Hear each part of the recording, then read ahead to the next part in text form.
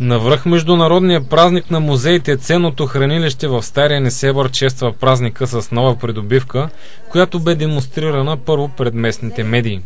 Директорът на музей Старинен Несебър Петя Кияшкина имаше честта първа да покаже и демонстрира системата GuidePort в превод на български мобилен екскурзовод.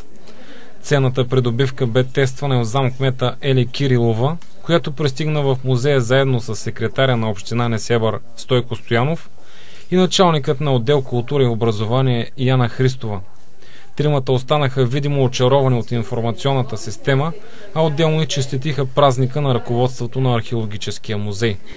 Първият музей, който ще има този GuidePort или този мобилен екскурзовод, и мисля, че това е съвсем нормално, предвид голямата посещаемост на нашия град и предвид неговата древна история.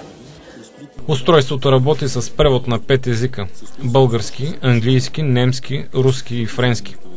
Лесно е за употреба. Журналистите сами се увериха в това и със завиден интерес го тестваха, движейки се между статуетките и ценните придобивки на археологическия музей. На презентацията присъства и инженер Иван Дяков, представител на фирма Динакорд, която изгради системата.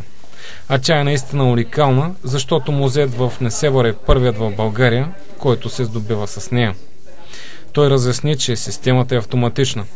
Мобилният екскурзовод разполага с плеер и приемник и сам разпознава къде се намира ползващия го посетител в музея.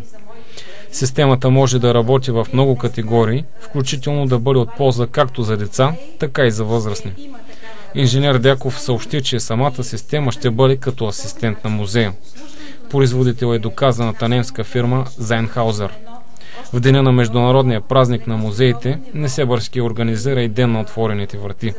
В най-скоро време, на 25 май, Несебър ще бъде домакин на 49-та поредна национална археологическа конференция. Още един повод, с който община Несебър може да се гордее.